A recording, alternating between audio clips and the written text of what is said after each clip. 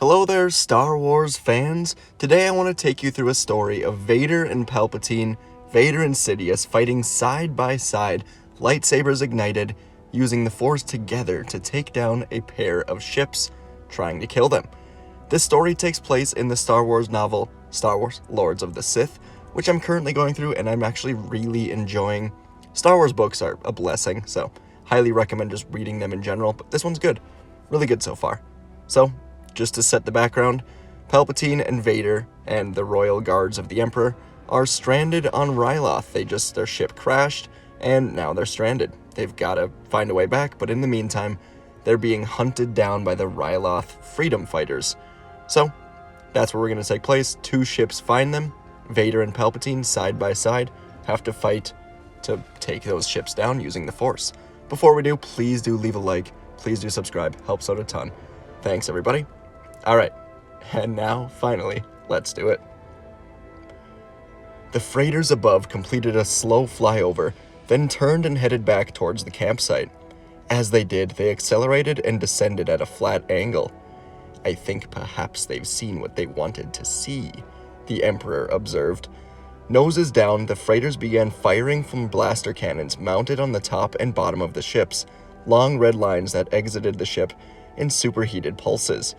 Trees 100 meters from Vader and the Emperor exploded into splinters under the onslaught, and the lines cut a rapid path along the clearing towards them, putting a patchwork of smoking holes in the earth, closing in on Vader. One with the Force, Vader held his ground and tensed for impact. Then, he exploded into motion, his lightsaber humming as he spun it rapidly left and right, deflecting the powerful blaster shots off into the forest, shattering still more trees, destroying the tents, but sparing the communications array. The kinetic energy from the shots drove him backwards, his boots putting furrows in the soft soil. The royal guards, momentarily taken by surprise, recovered enough to plant blaster rifles against their shoulders. They fired at the freighters as the large ships sped over and past them, but their personal weapons did no harm to the shielded and armored ships. "We should take cover in the trees, my lords," said the captain of the guards. "I think not," the Emperor said softly, watching the ships wheel about. "They will come in lower this time," Vader said. "I believe you're correct," the Emperor said, and he removed his robe, took the elaborately crafted hilt of his lightsaber in hand, and ignited the blade. Vader looked on in surprise. He seldom saw his master so publicly demonstrate his power, and he understood what it meant, of course. There must be no survivors who could bear witness.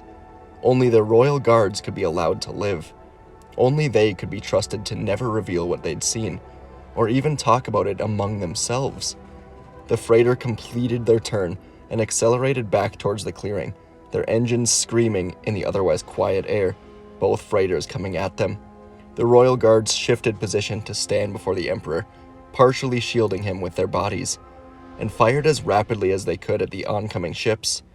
They hit the ships again and again, but the tiny bolts did no damage. Now Vader sank more deeply into the Force, and beside him, he felt his master's power gather. He reveled in the moment, in the combined pool of their collective, unadulterated might. The freighters opened fire, writhing thick lines of plasma onto the air. The shots churned the ground, destroying trees, heated the air of the clearing. One slammed into the chest of a royal guard and vaporized all of him except for his helmet. Lost in the Force, Vader anticipated the shots that would have hit him, saw the appropriate angles of impact, and deflected them, used the rapid spinning of his lightsaber to turn first one, then a second, and then a third shot, not back into the tree line this time, but back at the ships. The heat and energy of the blaster shots driving him backwards, warming the hilt of his weapon, a heat that he could feel through his glove. His master did the same thing with his lightsaber, the graceful arcs of its red line weaving a protective shield around him and turning the second ship's shots back at it.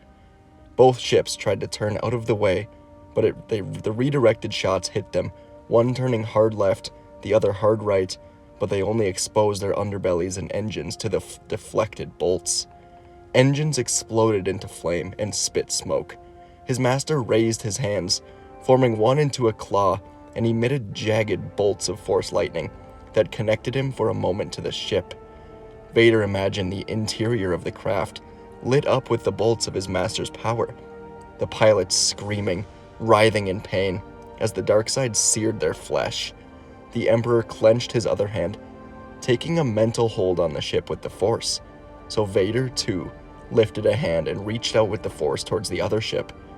Vader immersed himself in the Force, in his seething, ever-present wrath, and used it to take hold of the freighter and drive the entire ship towards the ground. He grunted with the effort, his respirator increasing his rate of breathing to account for the exertion.